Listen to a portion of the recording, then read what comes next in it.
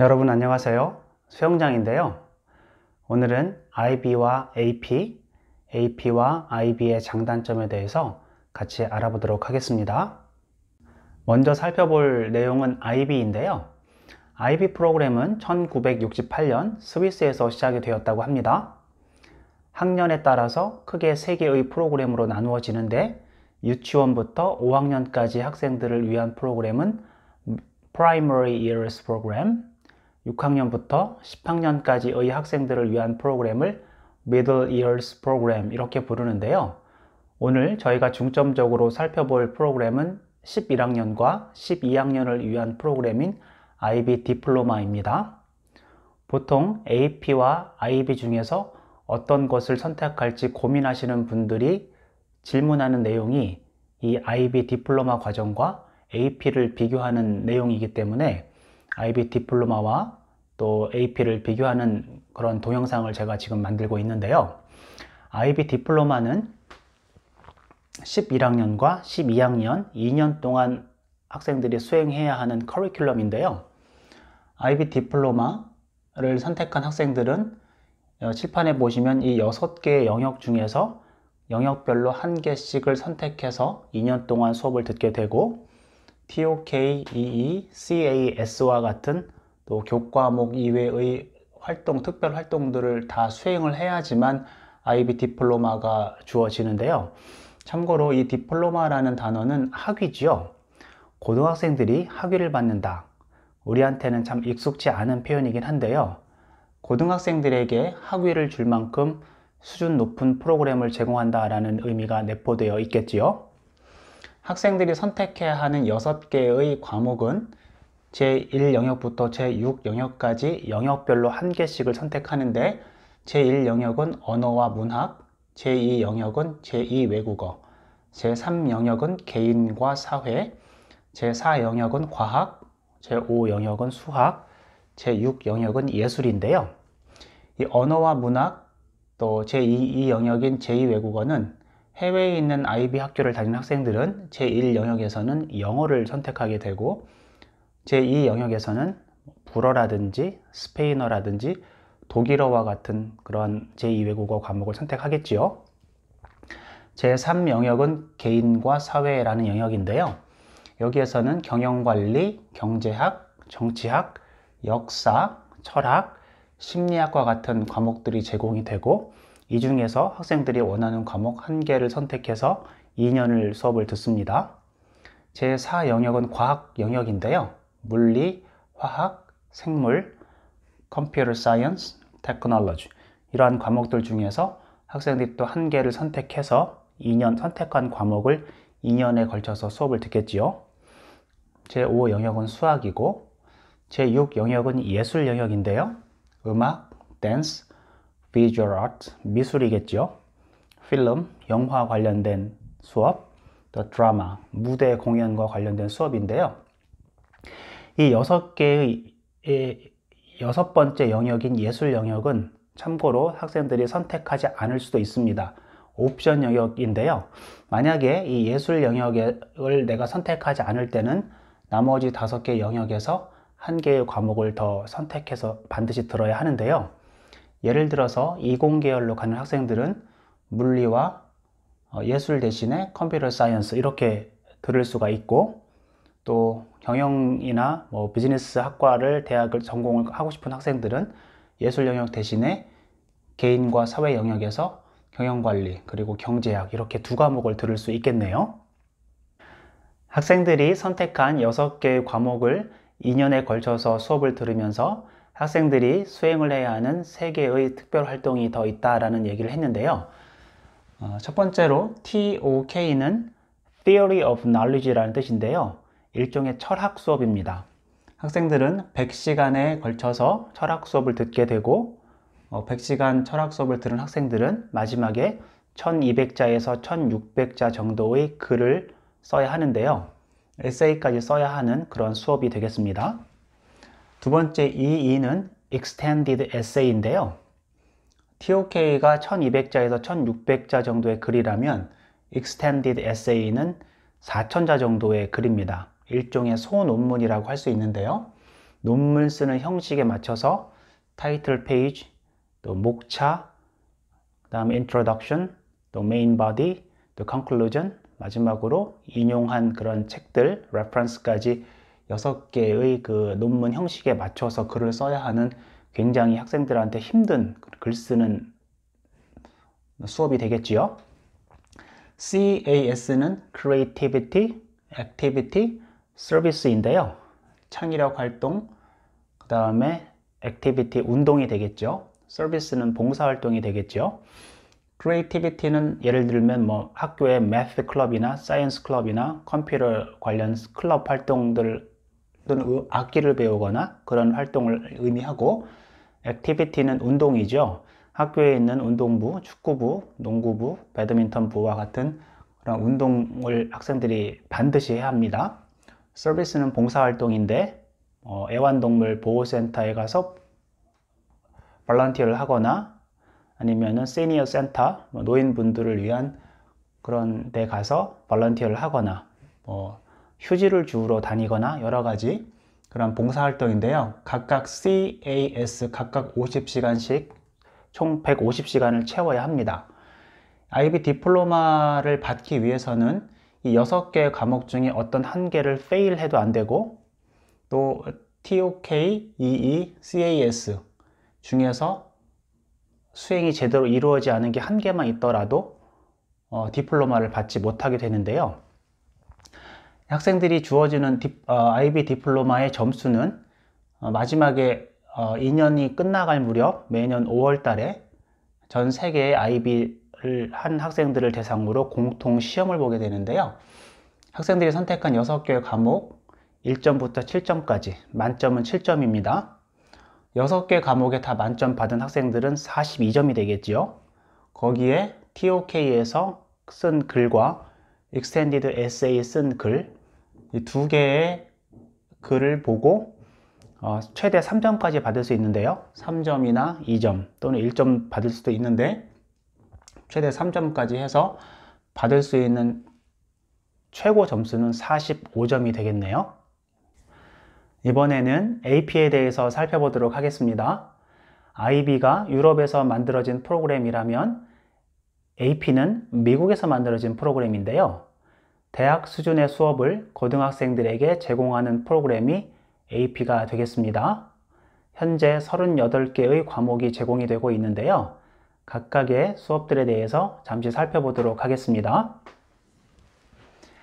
참고로 IB는 내가 선택한 과목을 2년 동안 들어야 하는데, AP는 내가 선택한 과목이 1년 안에 끝이 납니다. IB와 AP의 차이점 중에 하나가 아닐까 하는데요.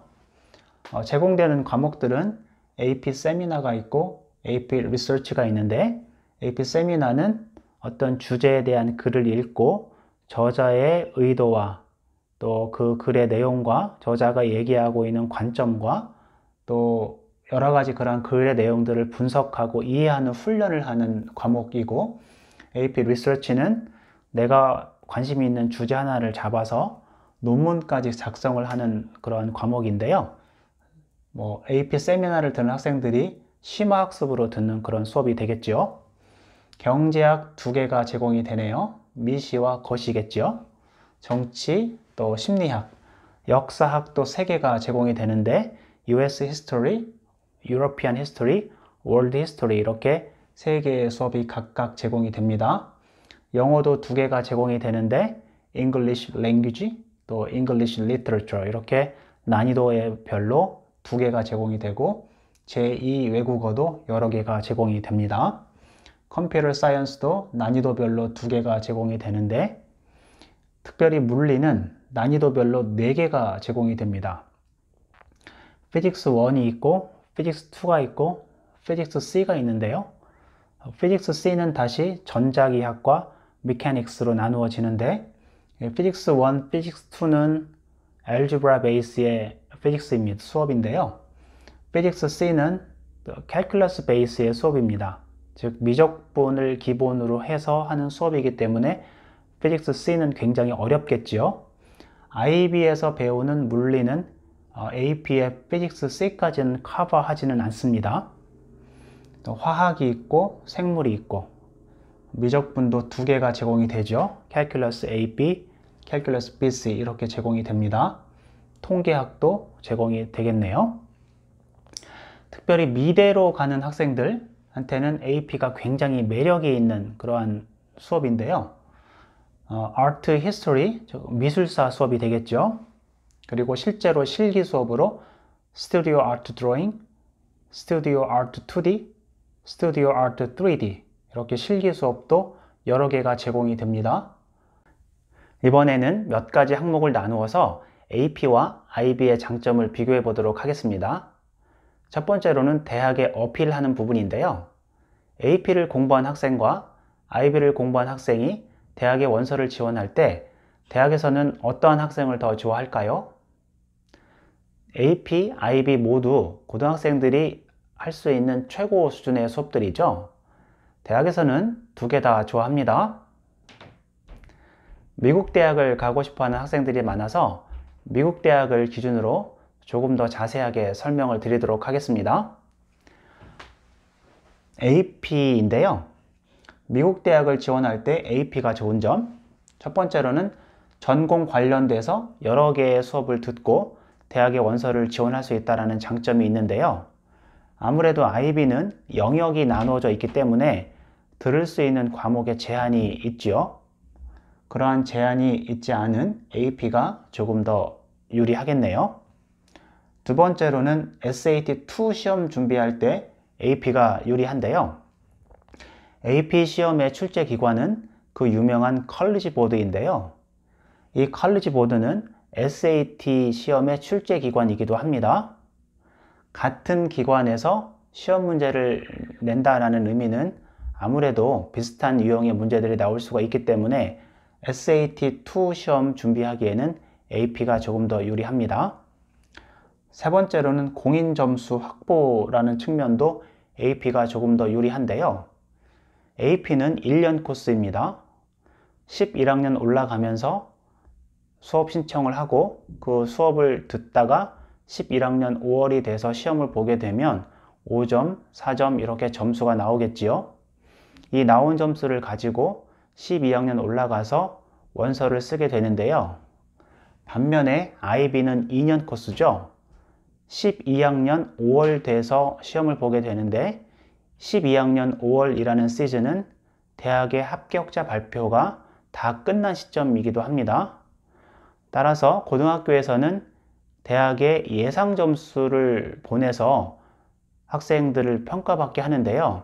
이 고등학교에서 대학에 보낸 예상 점수와 실제 시험 본 점수가 차이가 나는 경우가 있습니다. 아무래도 예상 점수를 가지고 대학의 평가를 받는 것과 공인된 점수를 가지고 그 실력을 평가받는다라는 두 가지를 비교할 때는 AP가 좀 더 유리하겠네요. 미국 대학을 준비할 때 IB가 좋은 점도 있는데요. 미국의 대부분의 상위권 대학은 학생의 평가 기준으로 제시하고 있는 단어가 Holistic Review, Holistic Approach라는 단어를 제시를 하는데요. 한국어로 하면 학생부 종합평가와 같은 그러한 평가 방식인데요. 학생들의 학교 시험 점수만 보는 것이 아니라 다양한 활동들까지 같이 평가한다는 의미겠지요. 아무래도 AP를 하는 학생들은 공부에만 치중하다 보면 다양한 활동들을 좀 소홀히 할 수 있는 경우가 있는 반면 IB는 여러 가지 활동들까지 학교 패키지 프로그램에 다 들어있기 때문에 홀리스틱 평가, 리뷰라는 차원에서 종합적으로 학생들을 평가받는다라는 측면에서는 IB가 더 유리합니다. 참고로 미국 이외의 대학, 유럽에 있는 대학, 홍콩, 또 싱가포르, 호주와 같은 이러한 나라들에 있는 대학에 지원하고 싶어하는 학생들은 아무래도 이런 나라의 대학들이 IB 프로그램에 매우 익숙하기 때문에 IB를 한 학생들이 조금 더 유리합니다. 두 번째로는 대학에 입학한 이후에 대학 생활을 얼마나 잘 적응하느냐 하는 항목인데요. 이 부분에 대해서는 IB의 손을 들어주고 싶습니다. IB 디플로마 과정을 이수하는 학생들은 개인별 프로젝트, 또 조별 프로젝트, 이러한 프로젝트를 준비하면서 파워포인트를 이용해서 프레젠테이션 자료를 만들고 발표 수업을 하고 또 토론 수업도 하고 다양한 과제를 수행해 나가면서 동시에 시험 준비를 하면서 굉장히 바쁜 생활을 하게 되는데요. 대학에 들어가서 우리가 듣게 되는 다양한 형태의 수업들을 2년간 미리 경험해보는 IB 프로그램을 이수한 학생들이 대학에 가서 적응을 잘 하겠죠. 세 번째로는 대학 학점 인정 부분인데요. 이 부분은 AP의 손을 들어주고 싶습니다. AP는 영역 제한 없이 여러 개의 수업을 들을 수 있다는 말씀을 드렸는데요. 5월 달에 AP 시험을 본 점수 결과가 4점 또는 5점이 나온 그런 과목들에 대해서는 대학에서 그 과목을 들은 것으로 인정을 받습니다. 10개 이상 인정을 받은 학생들도 있는데요. 어떤 학생은 13개의 과목을 인정받아서 대학에 입학하면서 바로 2학년부터 수업을 들었다라는 얘기도 제가 들은 적이 있습니다.